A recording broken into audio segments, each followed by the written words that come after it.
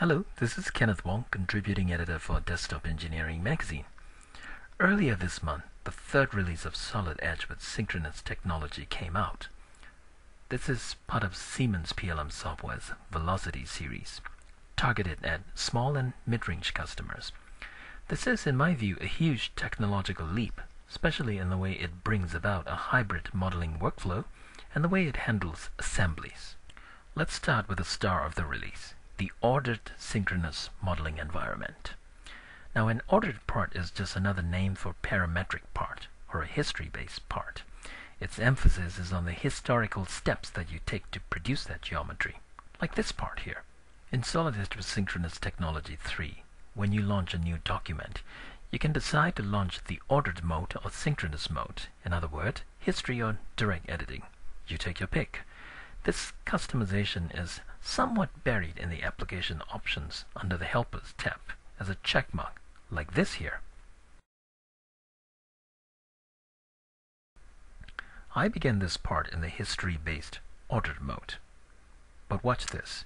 I'm going to switch this stack of features I've already created into synchronous mode.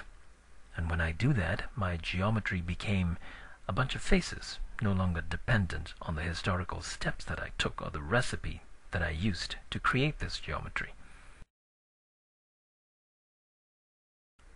Well, now that I'm in the direct editing mode, I can execute synchronous technology moves like these. These are not easily done in a history-based mode. Some might not even be possible at all, because you are doing things that conflict with the step that you took historically.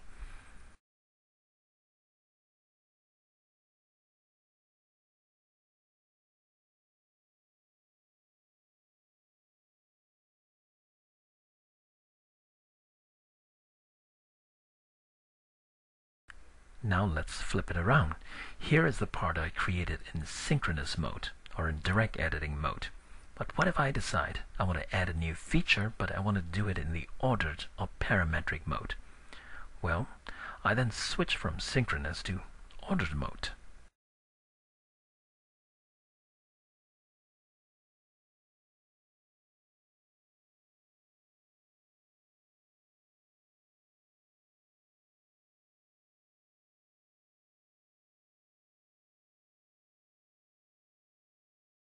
So I've just added a hole and a few blends in the ordered mode. But now I realize that the next move I want to make might be easier done in direct editing. So once again, I select the stack, then push them up to the synchronous mode. I can now select a face and start pushing and pulling it with a total disregard for the history, because I'm now in history-free mode.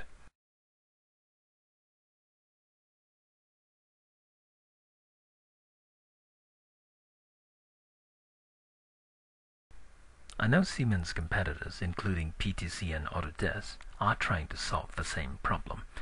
How do you let someone use both parametric and direct editing? The best option is, of course, an interface where you don't make any distinction between direct editing and parametric. You just do those moves anytime you want, anywhere you want. Solid Edge with Synchronous Technology 3 is not quite there yet. Remember, you still have to switch from one mode to another. But I have to say, this is getting pretty close, and much closer than anybody else has ever come. Now let's take a look at its assembly modeling mode. If you have an assembly with a tight corner, and it falls upon you the unenviable task to add a component in that tight space, how do you do it? Well, traditionally you'll have to turn on the dimensions, measure the space envelope you've got, then you go into the part mode to design that part. Then you come back to the assembly mode to see if it fits. If it doesn't, you go back to the part mode to adjust. Then you come back. Well, you get the picture. Now here in Solid Edge with ST3, you can use the command called create part in place to build and edit your new part right in the context of your assembly. Once you launch that command, you'll be asked to pick the planes that will serve as your new part's point of origin, the XYZ.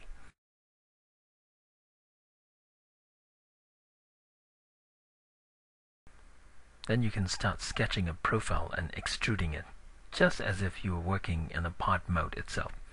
When you have got the right shape, you can position it using the mating commands to align them by axis or by faces.